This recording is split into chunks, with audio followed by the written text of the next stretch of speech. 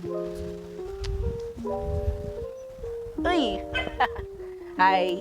So, hi everyone, this is Doms and nandito ako ngayon sa rooftop para makapag-me time and at the same time yung mga simple agenda ko na kailangan kong gawin or ayusin dito. And gusto ko lang din kayong isama at makausap for this short period of time. So, yan. By the way, hi, I'm Doms. And kasabay ng mga gagawin ko dito sa rooftop, siguro it's also time para mag-reintroduce ulit ng sarili ko sa inyo. Because, number one reason is bagong mukha na to or bagong atake na yung ginagawa ko dito sa ating channel. So, ayun, feeling ko may mga bagong audiences din tayo na baka hindi nakakakilala sa atin. So, ayun, somehow, magpapakilala ulit ako sa inyo. And then, may mga gagawin niya ako ngayon dito. Konti lang naman na mga aayusin. Tapos, since parang it's 2024 and iba na yung pagkatao ko from the previous years at iba na rin yung pinapakilala kong character sa inyo dito sa platform na to. So, why not?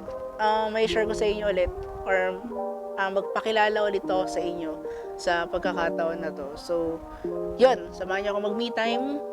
Tapusin yung mga agenda ko today at makapag-reintroduce sa inyo for today's episode of Dom's Diary. Okay? Tara!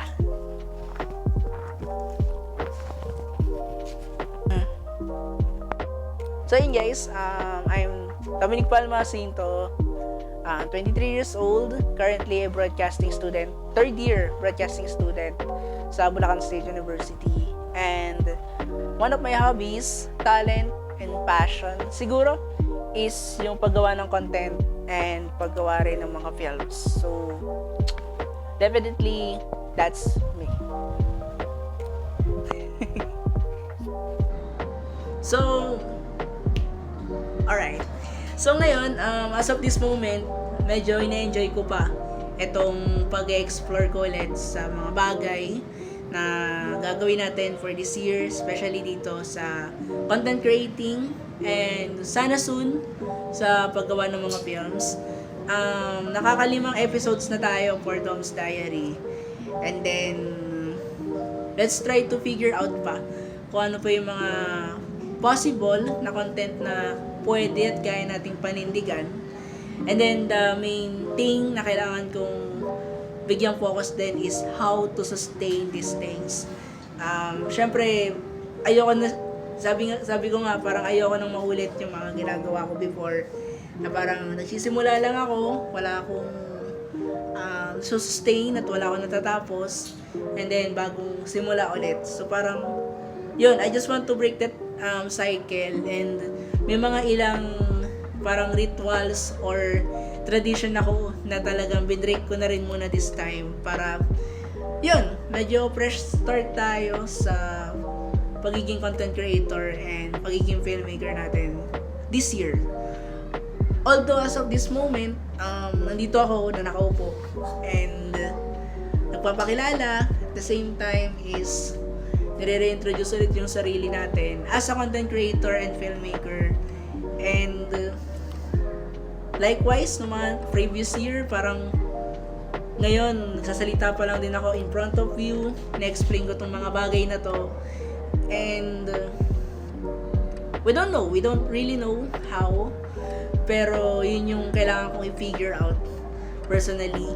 And parang ang gusto ko lang naman is makita ko na sinasamahan niyo ako throughout this journey. So parang it's a plus point for me na may nagpapalakas ng loob sa akin para ipagpatuloy ko itong mga bagay na to. And yun, siguro dun muna sa reintroducing ng sarili ko or yung pagpapakilala ko ulit sa inyo.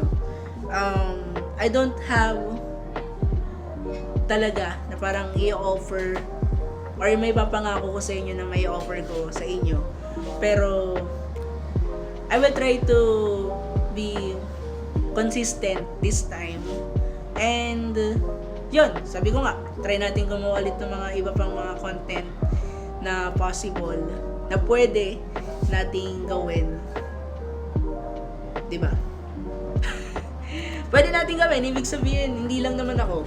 So, baka may participation kayo, or as my audience, di ba, parang kayo din yung magbibigay sa akin kasi nung feedback na the more you watch, the more na bumabalik kayo dito, isa lang ibig sabihin nun, nagiging interesado kayo sa ginagawa ko kasi mas gumaganda yung ginagawa ko. Something like that. Diba?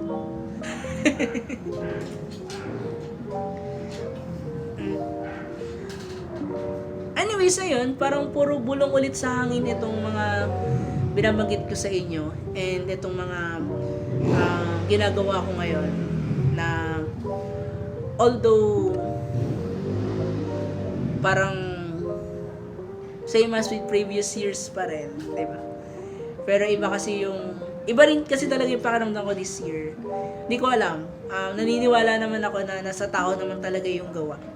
Pero iba yung energy ng pagpasok ng taon, and the moment na ito, kinakausap ko kayo at patapos na ako sa mga ginagawa ko rin sa loob, at padilim na rin pala sa likod, wala na yung ilaw. Parang gusto ko lang ibigay sa inyo yung assurance this time.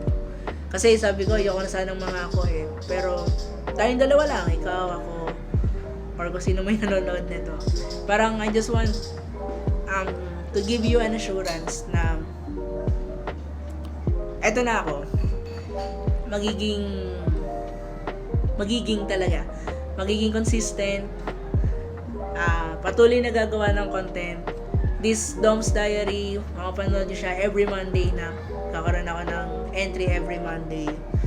And hindi ko alam kung masusundan na iba pang mga content na pwede nating gawin. Kasama kayo nga. And let's see. Ano ibabato sa atin ng taon na to. Hopeful naman ako. And tinatawag ko ang universe. No, tinatawag ko ang panahon ng tadhana. And I'm praying to God na hopefully everything will be worth it sa dulo. Nagsisimula pa lang naman tayo, nagsisimula pa lang din naman ng taon. Sobrang haba nga ng January So parang I have this 1 month full free trial to do everything or to start everything.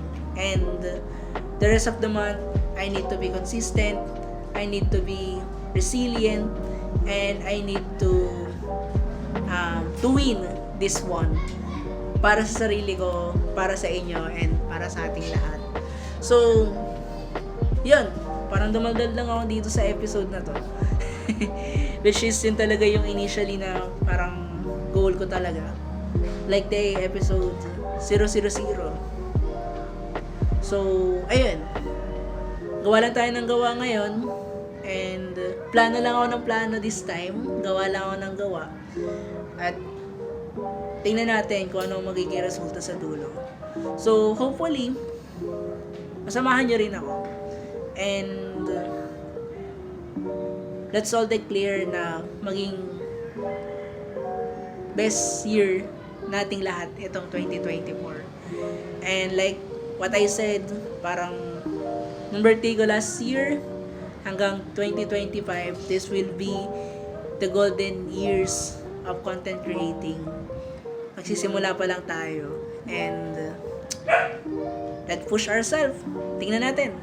Meron pa akong 2 taon and counting and running this time. So, yun lang. Thank you so much.